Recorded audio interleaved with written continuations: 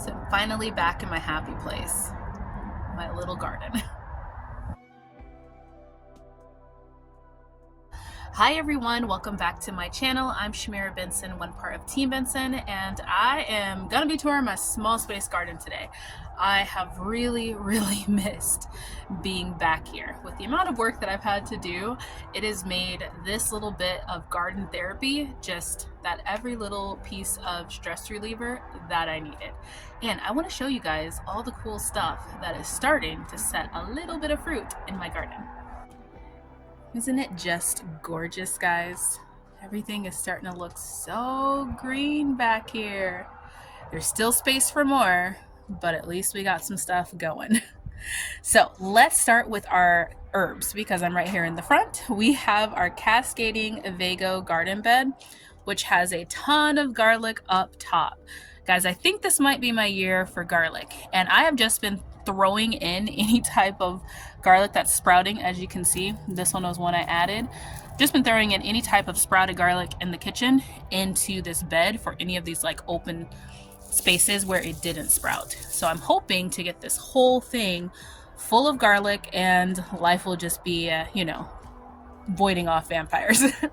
We have our herb bed. We have the rosemary, curly parsley, and the chives. We have some sage, some thyme, and some dill back there that looks a little rough. And then we also have some thyme right there that I have been using so much, so I need to kind of give it a break. It's been a really big highlight in my cooking right now. And then we have our moringa tree back there. And we have some oregano right here that is spreading out into something really beautiful. Now guys, this has been an herby season for me, which means that we have been cooking with a lot of different herbs. I've been fully making my own bone broth, so where I'm not even buying bone broth, which I haven't really for about, I want to say 2 years at this point, but now I'm like really producing it to where I'm adding more gravies and more soups to where then I have medicinal bone broths that I make, which means I need a lot of herbs. So my things like my rosemary and my thyme and even my sage, they're getting a beating, and we haven't even hit like, all the holiday cooking yet. So I'm probably gonna need to get a couple more herbs that I can add to this just so I don't stress out these poor little plants. So here's a bed I can't wait until it gets nice and full, and that is my brassica bed. Now right in front of it I have some spinach, which is gonna be a spinach dip coming up soon. Really excited about that. So we will be harvesting spinach, but look at how pretty it looks, guys. It's starting to look so full and so beautiful. I'm just really excited about that. And then we have our Georgia collards right here, which are looking quite nice. This year I only have 2 rows of Georgia collards because we still have some in the freezer. I did need to plant some mustards, but I didn't have room for those. We have some bok choy, which replaced the mustards, and that's what we're going to be using for stir fries. I'm not going to be putting any of this in the freezer. All of this is going to be for fresh eating this year. What I am going to freeze is some kale. So the dinosaur kale, one of these can produce so much, and I have 1, 2, 3, 4, 5 of them. So I'm pretty excited about that, and we're going to be producing a lot of different things here with those kales. And then we have some Chinese cabbage, which is my favorite cabbage. For those of you guys that have been watching my channel, we make like an egg roll bowl that we make, and it's so delicious. I have this little baby kale that, where was it? There it is. I put that one right there to see if it would just kind of grow. And then the squash moved in on its space, but it's still getting some light, I guess. So it's still growing. So that's kind of funny. We have some squash. I don't think I have any squash yet. Nope. But it is starting to flower, which gives me hope. But what is giving me, like, look at that, guys. These are the suyo cucumbers. And they're starting to make their climb, but also starting to set like little fruits on them. You'll hear me say this like a million times. If you have not had a fall winter cucumber, you are missing out because they are the sweetest thing in the world. Now this is still my empty space in my garden. I have been slammed with work, so I haven't had a time to really get it going, but we have our Roma tomatoes. That one, it gets the most sun, so it's the biggest. We have one right there. That one died, but we have one right here. And then we also have 2 over here. I'll probably be putting these 2 over here. That way then it'll be all the Roma tomatoes on one side. And then I want to put in some more peppers and stuff like that here, and some carrots and just some celery going up in here. Now moving on to the middle part of my garden, and this is going to be some eggplants, which this one is Big Nisi. It is our namesake plant. Miss Eggy was no longer with us, but we did grow one of her seeds, and that is an Ichabod eggplant. And look guys, she is starting to get a little bit of flowers. That's exciting. And then we have some cauliflower right in front of her. We have cauliflower there, there, and there. Here we have some lemon balm for all the stress. And then we have some oregano, Italian oregano right there. Now I haven't grown black beauty eggplants in years. I've been on the Ichabod train for a while, but look at that.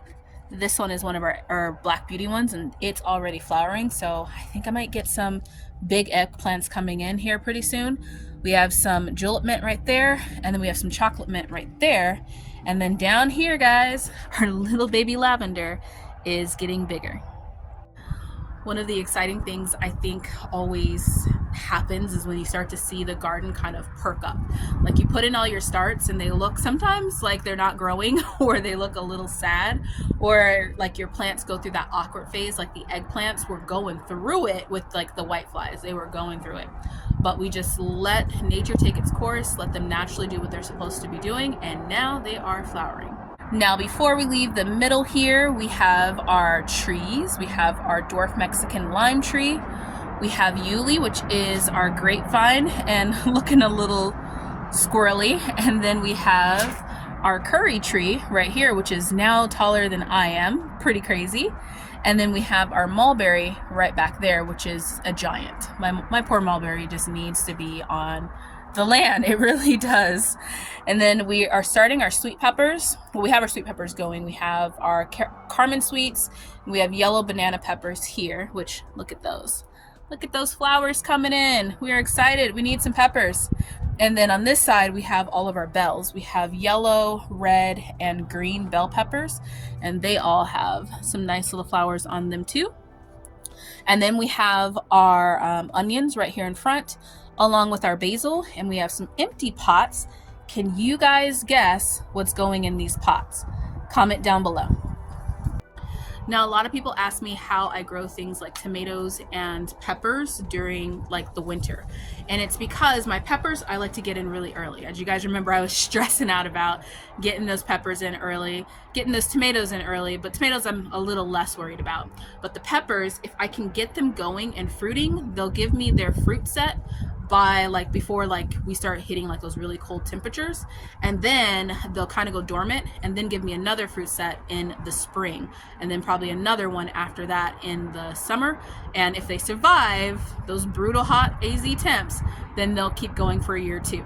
So getting them early is what's going to be able to get you between those times of like extreme temperatures.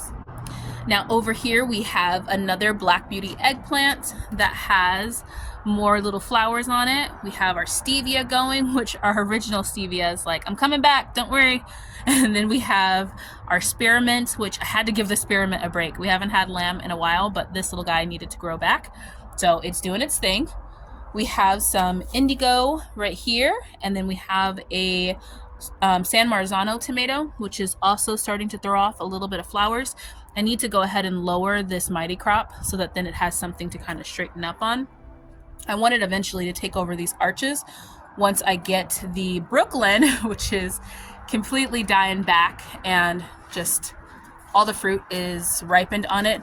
I have not cut it yet, which I really need to do that today, guys. Really need to do that. But I was trying to let a bit more of this fruit ripen up a little bit. That way it's a little bit tastier, I guess, for the worms, because I realize that they like it better when it's ripe. But all of these we're going to be using for mulch. Underneath it, we have our serrano peppers, which look at this. This is why we love serrano peppers. They're always dedicated to growing us lots of spice. We have our jalapeno peppers, which also have like a little jalapeno right there, also dedicated to our spicy dishes. We have some parsley right back there, and then up front we have some purple cabbage. Turns out it wants to be a little bit windy today, but that's okay. We'll talk in between the wind. Now, one of my favorite summer plants that I start growing early is gonna be the Malabar spinach. Now, we haven't grown Malabar spinach in a while because it gets to a point where you're like, okay, I've had it forever. We had our Malabar spinach for a couple of years and we just got tired of eating it. But now we miss it. So this one, I do need to trim it down to where it's only one, but it's gonna grow up this pole. And I wanna get it to where it's pretty high up here so that then it has a better chance at surviving direct summer heats, like absolute direct summer heats, which it will. We have our broccoli over here that's getting bigger, and then we have more onions rowed down below the broccoli, but that's exciting. Over here we also have some more onions coming in right there, and then this one is her very twisty butternut squash that just doesn't want to climb properly. It does not want to set its tendrils onto like the pole here, so I keep having to kind of put the little pins with it to get it to grow up. Guys, this thing is just ridiculous. Stop growing, Brooklyn. If you guys don't know, this plant is called Brooklyn because it is a cross of something, and we know part of my Armenian cucumber, but some type of melon to cross with it, and we didn't know what it was. So my goddaughter said, well, we're gonna call it Brooklyn, but she noticed that we have names for some of our other plants. So just like I want this Brooklyn to stop growing, I want my sweet little goddaughter to stop growing too, because she's also getting too big. They're going up so fast. Now down here we have our medicinal bed, and look at how gorgeous it is, guys.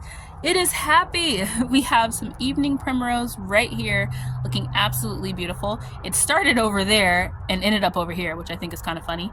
We have some coneflowers. This is our echinacea, and then we also have some chamomile. So I think all these other little things are just weeds, so I will be plucking those out, but this is getting beautiful. I am excited about it. Over here we have our poblano peppers, which are also setting flowers. We have two little onions on each side, and then we have our tiara cabbage right here in the middle. And that is it, guys. We are gonna go inside because now it is super windy like every 5 seconds. But until next time, grow yourselves a garden, because even a small space can provide you with tons of food. And thank you all for joining me on the chat. One of these days, I'm gonna try just like an actual live. Maybe it'll be this week.